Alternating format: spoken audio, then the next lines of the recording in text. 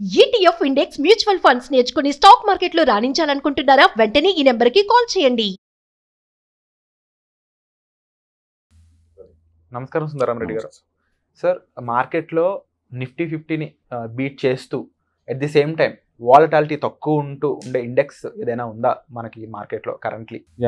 ఎక్కువ మంది మార్కెట్కి దూరంగా ఉండేది వాలటాలిటీకే దూరంగా ఉంటారండి.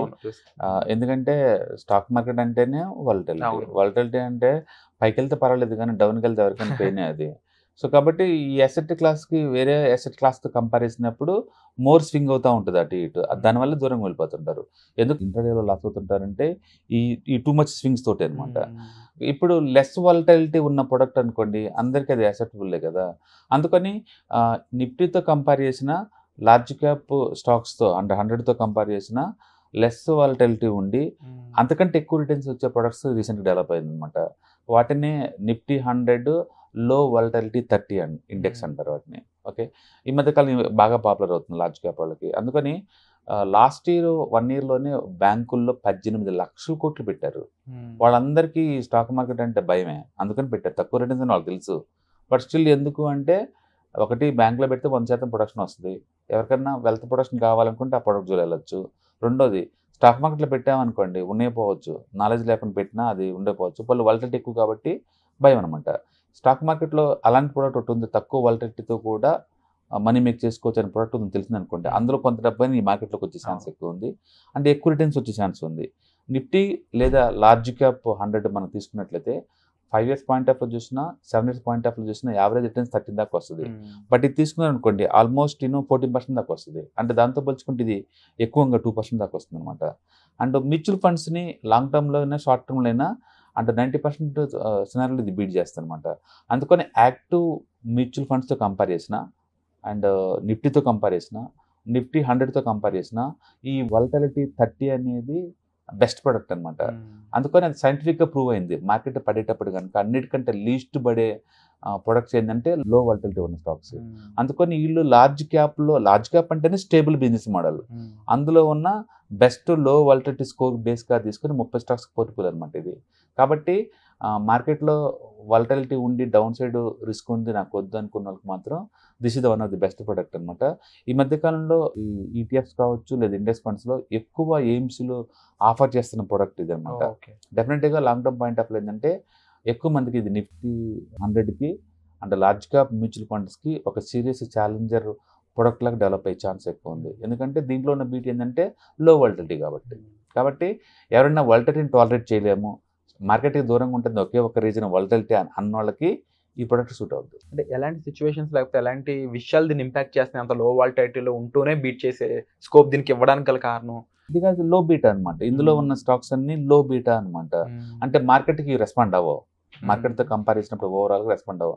మామూలుగా ఏంటంటే మనం స్టాక్ మార్కెట్లో మనం ట్రేడింగ్ కానీ ఇన్వెస్ట్మెంట్ కానీ వచ్చామంటే స్టాక్ మార్కెట్లో ప్రతి ఒక్కరు తెలుసుకోవాల్సింది ఏంటంటే, ఒకటి ఏటీఆర్ అంటే యావరేజ్ 2 రేంజ్.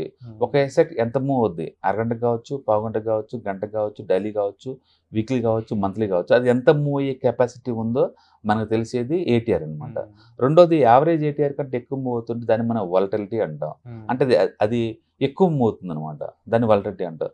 తక్కువ మూవ్ అవుతుంది అనుకో దాన్ని నేరో రేంజ్ అంటారు. ఇలా కాకుండా ఓవరాల్ మార్కెట్తో పోల్చుకుంటే మన ప్రోడక్ట్ ఎక్కువ మూవ్ అవుతుంది అనుకోండి దాన్ని బీటా అంటారు. ఎక్కువ మూవ్ అవుతుంది అంటే హై బీటా, తక్కువ మూవ్ అయితే లో బీటా అనమాట. అందుకని మీరు స్టాక్ మార్కెట్ జోలు వచ్చారంటే లో బీటా అంటే ఏంటి, హై బీటా అంటే ఏంటి, వాలటాలిటీ అంటే ఏంటి, నేరో రేంజ్ అంటే ఏంటి, ఏటీఆర్ అంటే ఇవన్నీ తెలుసుకోవాలి. ఎందుకంటే మీరు డీల్ చేస్తున్న ప్రోడక్ట్కి అది టూ మచ్ వాలటాలిటీ ఉన్న ప్రోడక్ట్ కాబట్టి. అందుకని మీకు మార్కెట్ గురించి ఏం తెలియదు అనుకోండి, మీరు పడిద్దని భయం అంతే, మార్కెట్ గురించి ఏం తెలియదు అంటే. అందుకని అది పడితే ఎక్కువ పడకుండా ఉండే ప్రోడక్ట్ అయితే బాగుంటుంది కదా. అందుకని లో వాలటాలిటీ ఎప్పుడు కూడా డౌన్ సైడ్ మార్కెట్లో ఉన్నప్పుడు లీస్ట్ పడే ప్రొడక్ట్ అనమాట. ఇది లీస్ట్ పడే స్టాక్స్ అనమాట, వాటిని లో వాలటాలిటీ అంటారు. ఇవేంటంటే లెస్ స్టాండర్డ్ డీవియేషన్ ఉంటాయి ఓవరాల్ మార్కెట్తో పోల్చుకున్నప్పుడు, లెస్ స్టాండర్డ్ డీవియేషన్ అనమాట ఇది. అందుకని ఈ ప్రొడక్ట్ భయస్తులకి మార్కెట్ ఎక్కువ పడకుండా ఉండాలి అనుకున్న వాళ్ళకి బాగా సూట్ అయ్యే ప్రొడక్ట్ అనమాట. కాబట్టి ఓవరాల్ మార్కెట్తో పోల్చుకుంటే మన ప్రొడక్ట్ తక్కువ షేక్ అవుద్ది అనమాట.